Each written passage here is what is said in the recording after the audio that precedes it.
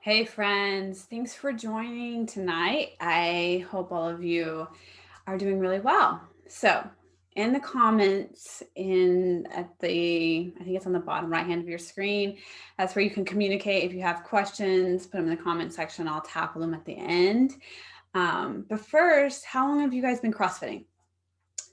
And what lift or weight are you afraid to do, or a big thing that you're afraid to go for? That's what we're talking about tonight. So I assume there's something going on in your life that you're like wanting to hit.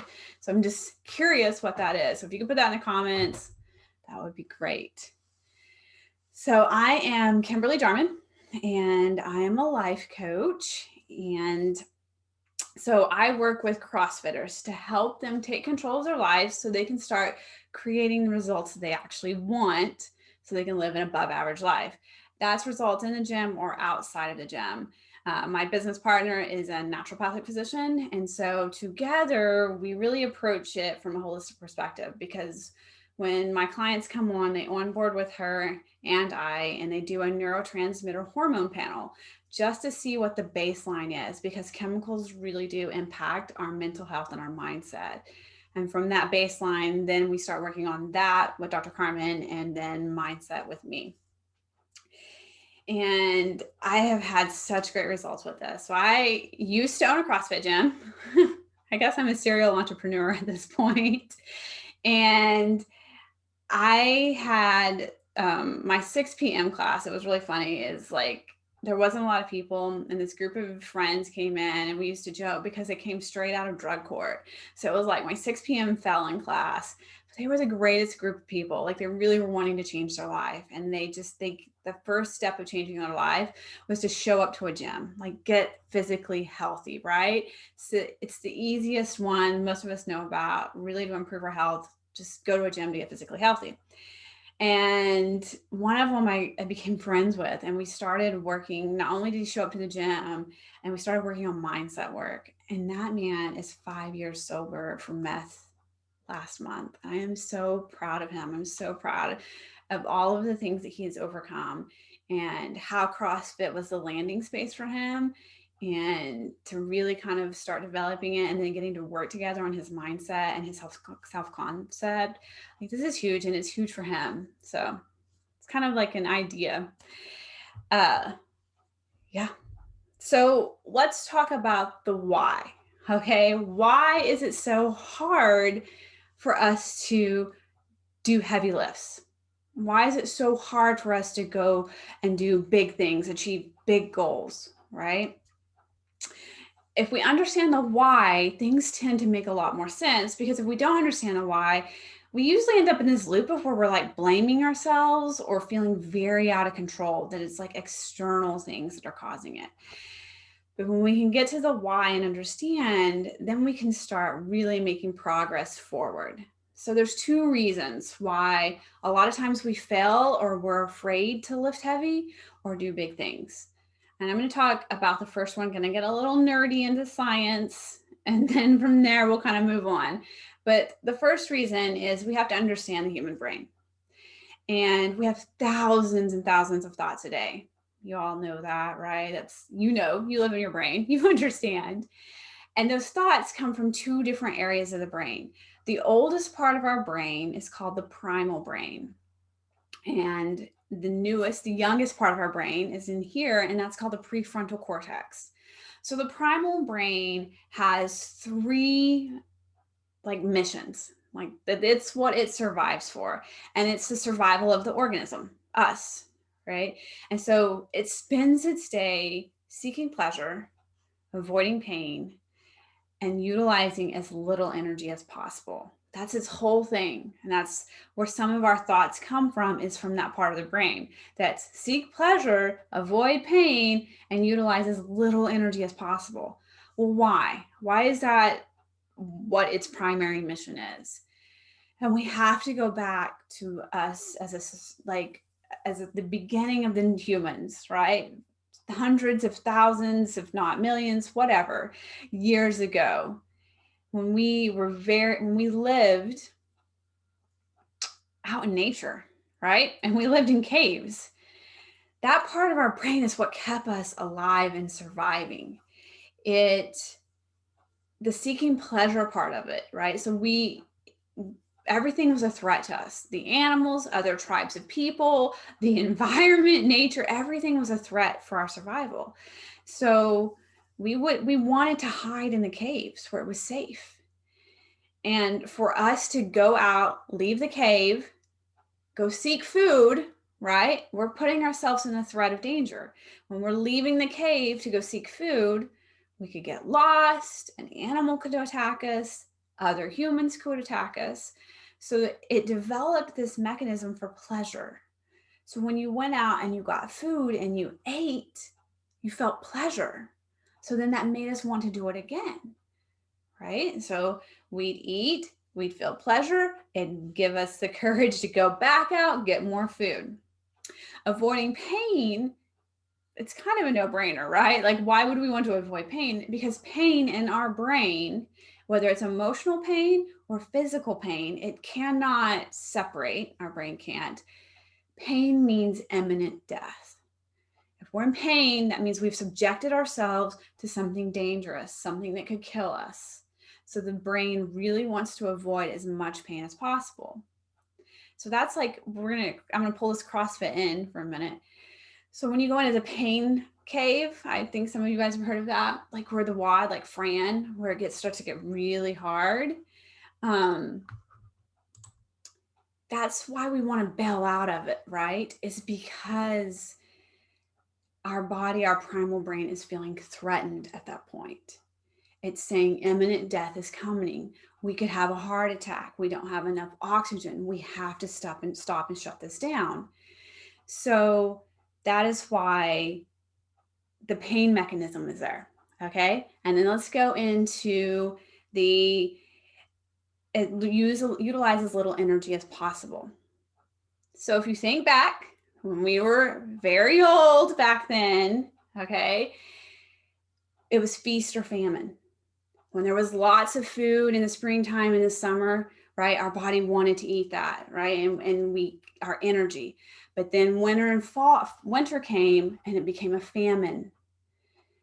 So there wasn't as much resources. So we had to, our body had to start paring down and only using as much energy as possible so we could survive into the spring. That's why our brain is wired to do things that are easy. Hard things do not feel natural. They rub against that grain of that primal brain. It wants to do easy things. Okay, so that's one thing. When we go into the CrossFit gym, which is hard, sometimes it's painful, and we use a lot of energy. You can see it's in direct opposition to that primal brain. And that primal brain is like, we don't need to use this much energy. This is painful. Let's get out of this. This heavy lift here could really hurt you. And it starts sending thoughts up like you could be hurt. You could get injured. This is dangerous. They're all kind of based on this irrational feeling because remember, your brain cannot separate out what is a real threat and what is just a perceived threat. So it's sending up these thoughts. The other part, that's part one, that's working against us. Part two is our belief system. What we believe, what the mind believes, the body will follow. Okay? So if we believe that we can't get a sub 3 Fran, we're never going to get a sub 3 Fran because the body will follow what the belief system is. You believe as a CrossFit athlete or an athlete, you believe that you can walk into the gym and do a back squat with an empty bar, right? Yeah. Okay. So we do. We don't even think about it. We grab the empty bar. We warm up with an empty bar. We believe we can. So we do. The body follows.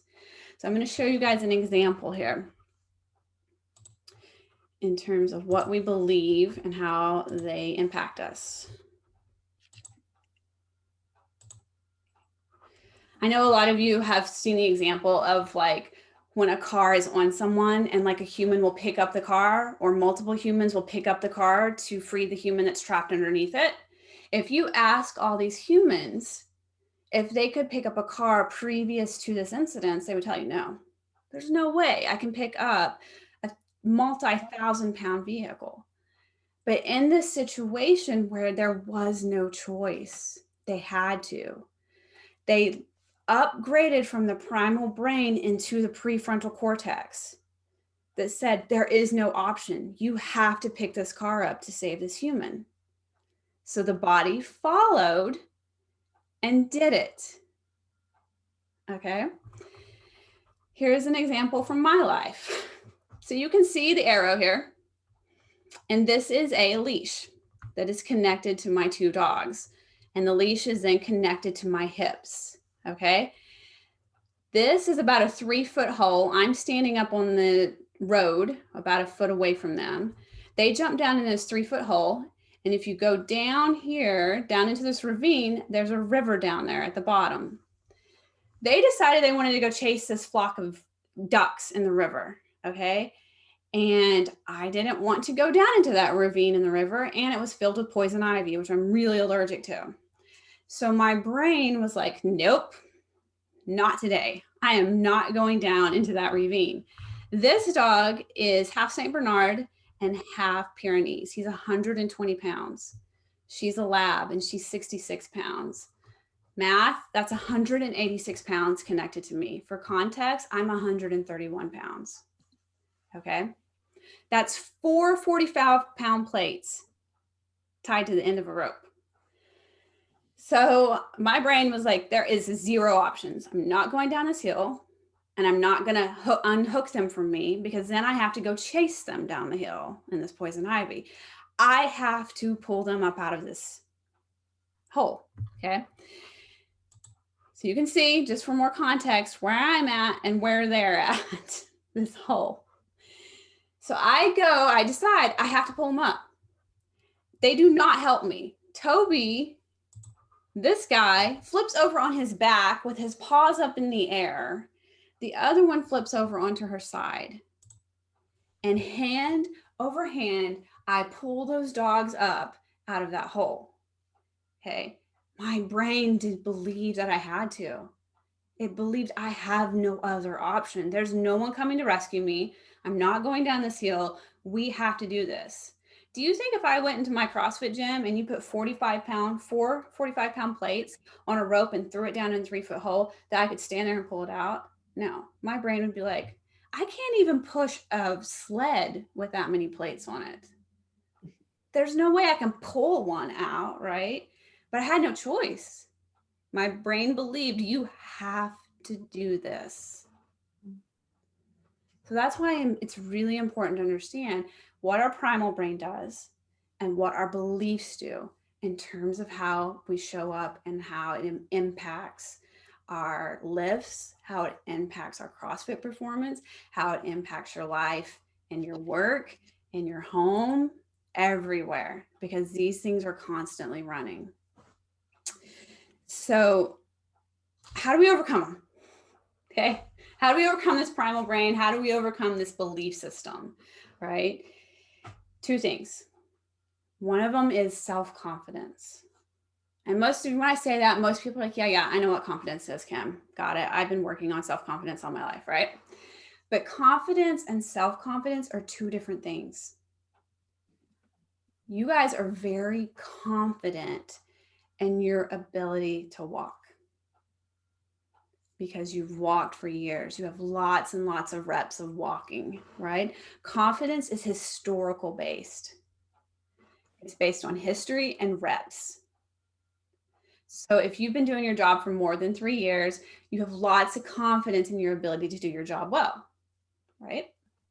Self-confidence is what's needed to do things that we've never done before, where there is no history for our brain to pull from to say, oh, we've done this, it's safe, it won't hurt us. This unknown, this future that we've never done, there's nothing we can pull from. So we have to go into self-confidence. So what is self-confidence? 4 things consist of self-confidence. 1, You have to believe in yourself, or you have to be willing to believe it's possible to believe in yourself. The second one is you have to trust yourself. You have to trust that you know proper technique, that you know how to bail out of a heavy lift. Trust that you know your body and when it's telling you enough is enough. You trust yourself. The third one is you have your own back. No matter what happens, you have your own back. You make a decision. The decision doesn't go well. We do not beat ourselves up. We don't trash talk ourselves. We don't blame ourselves. We don't shame ourselves. We support ourselves. I made the best decision I could with whatever information I had at the time. It didn't work out, but I did my best, and I'm not going to beat myself up. Okay. And then the fourth thing is you're willing to feel any and all emotions. When I teach this, most people are like, yeah, I'm out on that one. We don't like to feel the emotions as humans, right? We don't like to feel disappointment. We don't like to feel embarrassment. We don't like to feel failure. We don't like to feel shame. But if we're willing to feel any and all emotions, that's what allows us to go for big things, right? If your goal, my goal is a 300-pound deadlift. If my goal is to hit that, I don't hit it, I am willing to feel the disappointment, because I know if I feel the disappointment, it's fine. It's just an emotion, which is a chemical response in the body. And then I'm going to go try again, which leads us to the second thing that you have to overcome these things, to override the primal brain, to override the belief system. And that's failure, resilience. Okay. So let's redefine failure. I don't know where all you guys are from. I grew up in the United States, and failure is like the worst thing ever. All through our education system, we're taught that failure is bad, right? Failure means that you're not good enough, you're not smart enough, you're not worthy enough, you don't have what it takes, you're not talented, right? But truly what failure is, if we redefine it, failure is quitting. That's it. If you quit, or you quit on yourself, then you failed. I am in a group, a mastermind, with some very successful women. There's women in there that, like, one made $1 million in her first quarter of her business. Another one made 12 million last year. And then another one made 32 million last year in her business alone. They're very, very successful. And Brooke, the one that made 32 million, I remember when she told us, you fail your way to success. You just try something, it doesn't work. We try something else. We keep trying and we keep trying and we keep failing and we keep failing. And we learn from these failures, what worked, what didn't work, what am I going to do differently? You don't make it mean anything about who you are as an athlete, how worthy you are, how enough you are. You know, I'm showing up, and failure is how I get the success, right? So then that's why we redefine failure is just simply quitting. You can have whatever you want, ladies, in this world, if you're willing to feel all the emotions and never quit. So how do you think, like, I know that Natalie Newhart is in this group. Now, I don't know if you guys are familiar with her or know Natalie's story. Natalie went to the CrossFit Games, and she was actually doing really well until she hit the deadlift ladder, and it got too heavy for her, right? And then she couldn't do it. But Natalie kept trying and kept showing up, and she got to go to the games again. Same thing with Annie Thorsdottir, right? They won't quit. They do not see failure or not hitting a lift or missing a lift or not having muscle ups for the first 5 years of their CrossFit career as failure. They see what worked, what didn't work, what am I going to do differently? Okay. So here's some brain hacks for you guys. Okay. Because this stuff takes work to, like, start working on that self-confidence, redefining failure, right? Because that's a neurological pathway that's been there for a while. So here's some brain hacks that I have for you when you're going to go PR. Okay. find a partner. You either choose a partner that you really admire and like have a lot of respect for, that's going to like cheer you on and motivate you the way you are motivated, because that's going to hack into that people pleasing part of our brain, right? Like, I really want to do well and hit this lift to make them proud of me. That overrides this kind of underlying, like, what if I'm going to get hurt? What if I can't do it? We've moved into this kind of like, it's almost like you're wanting this reward from the serotonin. Like, if I hit this, they're going to be proud of me, and then I'm going to get the serotonin bump, right? And so the brain starts focusing on that. Or you find a partner that is not as strong as you, but really looks up to you. Because then that also taps into that, like, I have to hit this because I am an example of what's possible for this person. Okay. But part of having this partner is they're responsible for counting the weights. They're responsible for changing the plates. Why? My question to you guys is, why did you count the weights as you put on there? So you're slapping on 45s, you're like, that's 125. Then you're slapping on some more 25s, that's 155. Why do you do that? And most of us would innocently answer, like, well, I just need to know where I'm at. We do it because we already have a belief system of how much we can lift. And we're seeing where this number is it pushing that belief system? Is it pushing that limit? Because most people I've ever seen that count it, once they start getting close to that max level they already know they can do, you can kind of start seeing it fall apart. Because then they start doubting themselves, they start questioning themselves, they start kind of freaking out a little bit. And that's why it's a really good brain hack, is like, you don't count. Like, you get your warm up, you walk away, partner puts on plates, they can lie to you. Like, I've even been like, just tell me you put 1 more pound on. That's it. Because the 5 pound is enough to mess with my brain. If you tell me, I just put 1 more pound on, that's it. Like, I don't get into the brain drama then. Okay.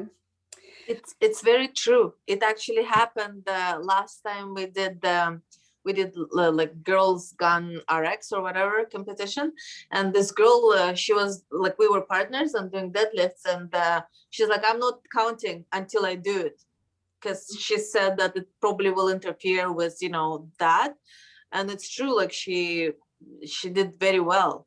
Yeah. But I like to see the numbers, and no, that's awesome. Yeah. So tell me then, why do you like to see the numbers? Well, my deadlift goal is like 200. I think I'm at 185. So I'm not very strong, not at all. But I don't know, just to see where you're at, I guess. All right. Well, it's because your brain is trying to find evidence. Okay. Can I do this?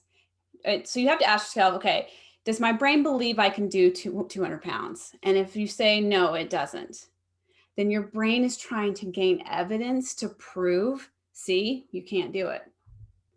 But why is my brain against me? Huh?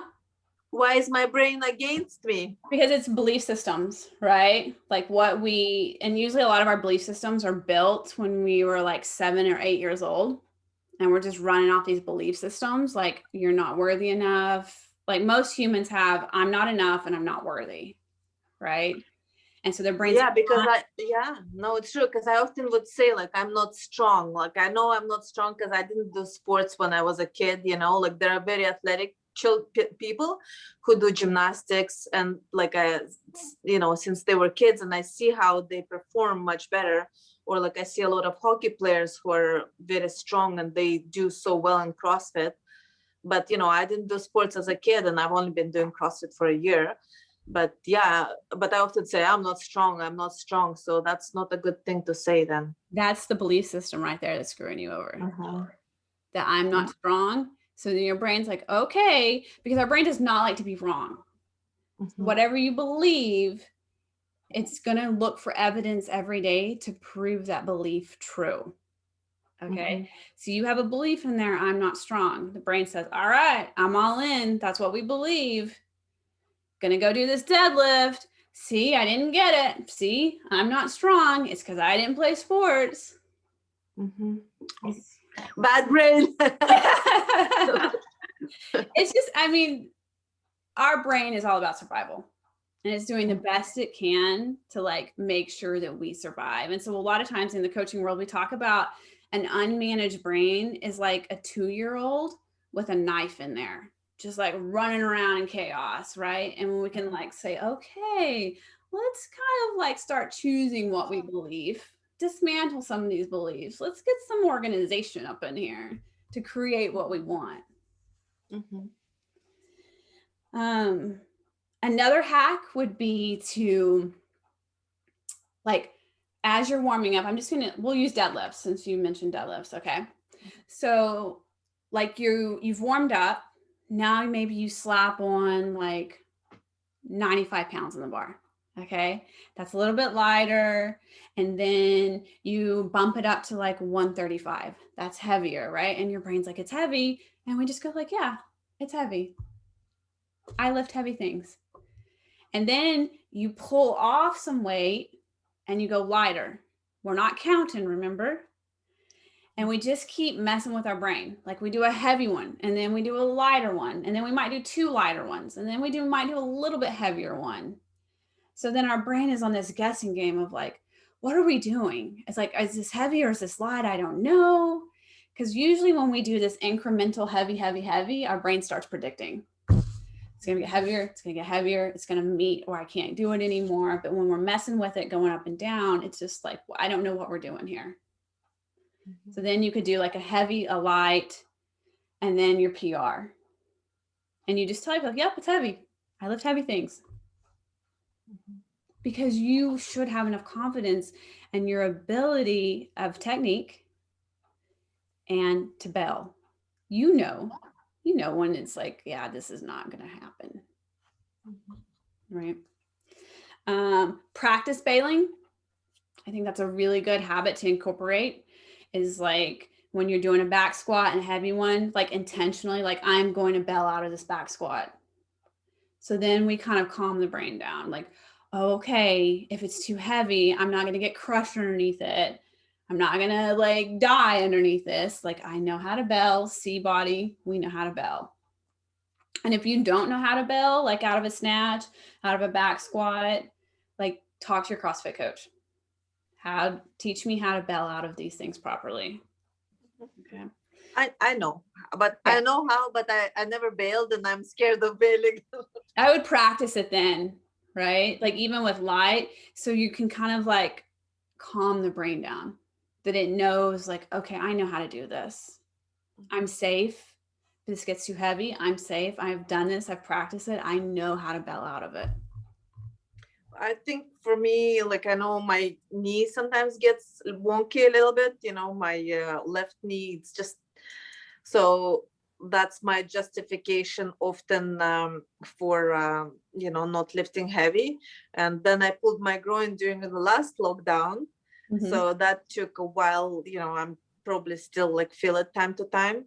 So that's also my, excuse kind of. Yeah. I mean, they're legitimate, right? Like they are legitimate. Like I've been hurt. But a lot of times I remember when I first started CrossFit, I can't remember who told me this, but they were like, CrossFit just exposes weaknesses. That's it. Mm-hmm. Like for me, I didn't know I had tight shoulders until I started doing CrossFit, and it exposed that weakness. I didn't know I had one hip that was higher than the other until it hurt my back in CrossFit, and it exposed that weakness. So that's how I look at it. It's like, I don't look at like, oh, I'm going to get injured in CrossFit. It's like, okay, like this is an exposing a weakness that already existed. Mm-hmm. And now I get to go work on it and make it better. Yeah. Let's see here. Another thing, the last thing, when we are going specifically for PRs, okay, we need to make sure that we're setting our body up for success. Did I eat enough calories today? Did I drink enough water today? Did I get enough sleep last night? Did I warm up adequately? Okay. Because it's a lot of times we'll fail at a lift and then we like completely beat ourselves up and think it's like, I'm just not great. I'm not strong enough, whatever. And we completely disregard the fact that we set our body up for failure. Didn't drink enough water, didn't eat enough calories, didn't really even sleep good last night. It's like, how are you going to get a PR if you didn't even set your body up for success for this PR? So that's why it's really important. Like, if you fail at it, which you're going to, what worked? What didn't work? What am I going to do differently? And looking at the whole picture. Okay, I didn't hit that PR, but I only drank 12 ounces of water today. And I didn't eat very much and I didn't sleep very much. Of course, I set my body up to fail today. Yeah. All right. Comments, questions. So you said it's very normal. Well, and like you said, it's evolution that did a good job, We're still because here. yeah, yeah, exactly. Yeah, no, my favorite thing is snatches. And well, I only been doing CrossFit for a year, but we had 3 lockdowns. We're on the lockdown currently as well. Like every time it's a lockdown, it's like 2.5 months. So yeah, so snatches, my goal was 65. I don't even have like big aspirations, but I think that if I consistently did 65, like I would be happy too. But even for me, like to get to 65, it's like a big deal. And then I see people, of course, online, doing like such heavy snatches. I don't even know how it's humanly possible. But I always think, well, they did sports when they were kids, like I don't have that athletic background. So that's my excuse, Yeah. Yeah. I know we challenged that. Like some of them did. Yeah. Like we all know that Matt Frazier was a Olympic weightlifter before he started CrossFit. Yeah. Mm-hmm. Right. I think Tia did not do gymnastics as a kid. Yeah. But a lot of it is just reps. Mm-hmm. Right.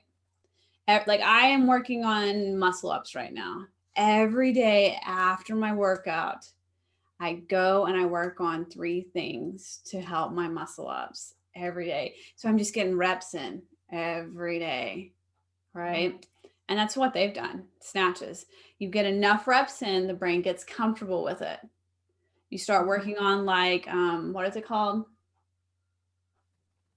It's one where the bar's on your back and then you squat underneath it and push. I cannot remember the name of that. Oh, overhead squat? No, it's like a drop. Oh yeah, okay. It's a kind of like a warm up before snatches. Yeah, Drop snatch. something like that. I can't remember. I'll remember it when we're off. But like working on that, getting comfortable with driving underneath the bar or setting in the bottom of that squat position and doing shoulder presses from behind your neck. Right? Oh yeah. It's those things, working on those things so your brain can be comfortable with that move. Right? And just getting the reps in. Believing you can do it. You can get there. It may not be tomorrow that you hit a 65-pound snatch. But what difference does it make if you hit it tomorrow or a year and a half from now? You still hit it. And it means nothing about who you are or your athletic ability. It just means you finally got enough reps to get it. Well, like you said, everybody wants the results yesterday. Yeah. So that's what I find about CrossFit, that sometimes it makes you feel so elated, and sometimes it just crushes your confidence and you are like hitting rock bottom, feeling like a failure. Right. But now you know the difference, right? Yeah. Confidence, historic and rep based, self-confidence, believe in myself, trust myself, have my own back, and I'm willing to feel all these emotions. Yes. And I think, yes, because, we don't like to feel failure. We don't like to feel disappointment, Yeah. So maybe it's also brain kind of tells you to avoid that so you don't feel these emotions. You're right, it does, because the brain has not evolved enough to delineate between feeling bad physical and feeling bad emotional. It's the same thing to it. Oh, wow. Oh, it just hit me. Yeah, no. So, because we associate negative emotions, failure as something bad, but it's not bad. It's just a human experience. Yeah. Yeah. Just an emotion.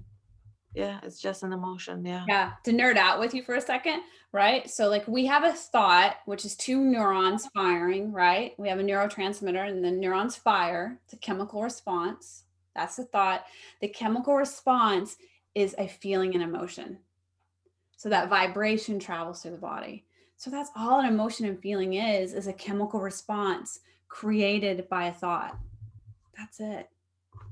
Disappointment, failure will not kill us. It doesn't feel good. So our brain perceives it as threatening. It's just a chemical response, just like happiness is a chemical response. Yes, but it doesn't feel good in the body. I mean, I've been wallowing in sadness, for the last 3 days, because for the last 6 months, I was getting ready to move to Europe for work. And then I just found out that I was denied, and basically based on social worker interview, because my teenage daughter, she kind of sabotaged the interview. So like last couple of days, like it's been a roller coaster of emotions. Well, this whole 6 month has been like a roller coaster of emotions. But now, like I don't like feeling that way, but as I feel like you know, like I want to wallow in sadness, like I'm not ready to let go of it, like I don't want to feel that way, and like the first day when I found out, I felt a little bit angry towards my 14-year-old kid, my own child, which also made me feel guilty and ashamed because I'm feeling, you know, ill response towards my own child, but I finally, like I had a life coaching session, like I do weekly things, and then we kind of talked through that, and I wrote her a letter, apologizing for feeling that way, but also trying to explain my situation. But like I don't, like today and I also tell myself, okay, you gotta snap out of this, like don't stay in this emotion too long, life goes on, trust universe, relinquish control, so I'm working on that, but at the same time I feel like, my mind kind of wants to be in the sadness, and I'm not a sad person, Mm-hmm. and I don't like being negative and, Debbie Downer, but something is attracting me to be in that space as well.